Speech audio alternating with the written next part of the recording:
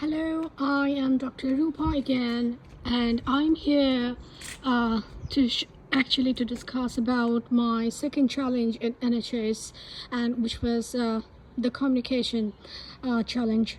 Definitely, you can. I'm just going through my vegetable garden, and here we actually grow a lot of vegetables during summertime, and it's all Bangladeshi vegetables, and because it's not available here, and we have to go to London to buy vegetable for, and also fishes, because as a Bangladeshi we love vegetable and fishes, and of course we are very fond of curries.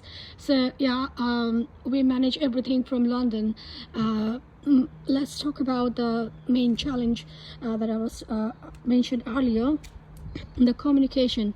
So yeah, it was a huge challenge for me, no doubt about that, because I was not prepared for that, definitely, because when I came here I found that I'm struggling to catch up the British accent, actually not with the other accent, like talking with the colleagues from Pakistan and India, Sri Lanka, Middle East.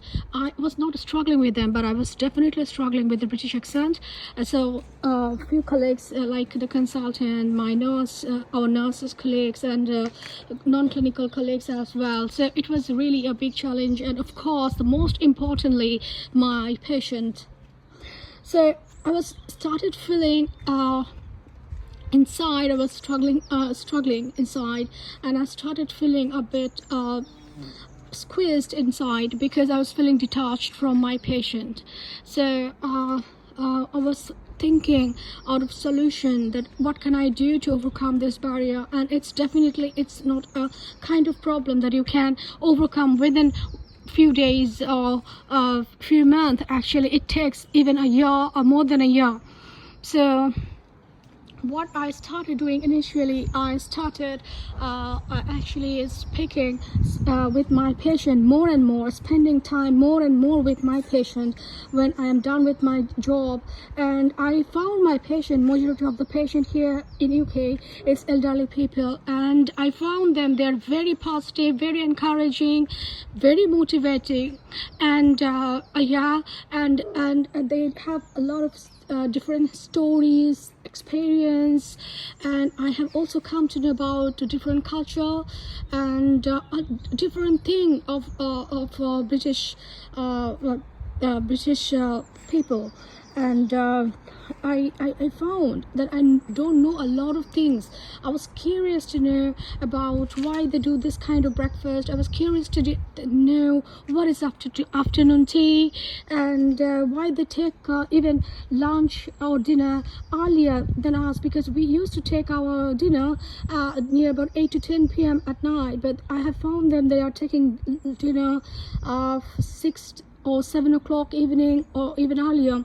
So I was very curious about to know about everything. I don't know what is Black Friday, Good Friday, and of course even Easter holiday, and summer holiday, and of course a lot of things. Of course, why the house is like that, like the detached, semi-detached, what does it mean actually? I haven't seen this kind of house pattern, housing pattern actually. So yes, so I will say that when I was actually talking with my patient, I learned a lot, but at the same time I can't ask that much of questions. So like why do you eat this kind of breakfast, why do you like cookies, and why do you prefer to have a lot of coffees? Because we used to take tea or coffee once or twice a day, but here coffee is a I would say the essential part of life. And why they celebrate summer that much? Because in our country we don't celebrate the summer, rather we celebrate the winter, which comes for a few months, and we are not used to wear a lot of winter clothes.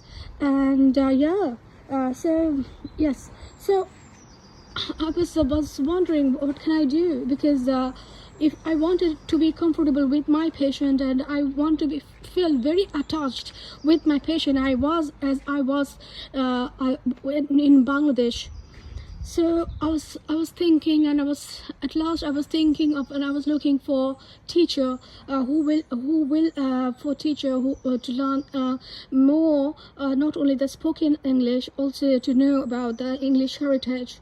And yeah, I'm very lucky enough. I got a tutor who's a English graduate from Cambridge University, and I used to have weekly session. I paid for per session. It was £42, and I used to used to have the session with her, and I used to have a lot of questions about everything, from their lifestyle, about their food habit, everything. I was really very curious because everything is new for me about different cities of UK, counties of UK, and yes, and of course, and I will say that I took 3 months tuition from my tutor, and it was expensive definitely, but it was very helpful for me.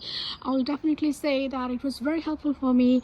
And after I went across this tuition for 3 months, I found myself more and more confident with my colleagues, and of course I started feeling very attached with my patient from the soul, actually, which I wanted to be.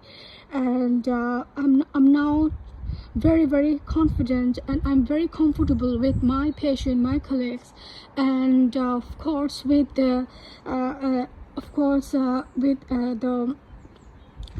non-clinical colleagues as well. So that's how actually I overcome the communication barrier.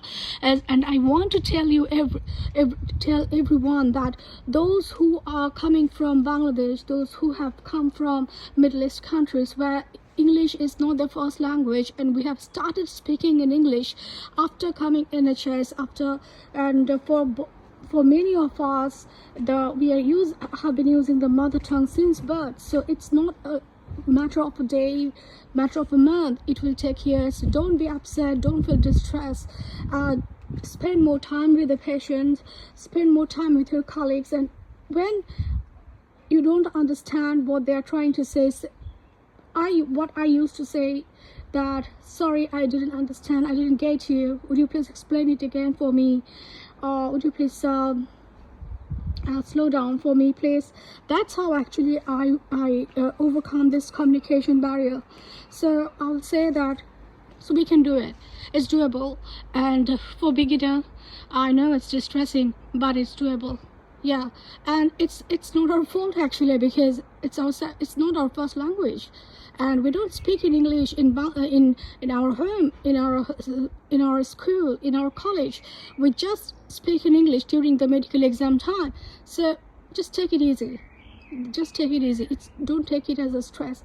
Definitely, we overcome it. Everybody overcomes it at certain point of time. Okay, that's how I just shared my story, how I have overcome this communication barrier, and it's very important that it's doable, to know that it's doable. Okay, bye, have a good day.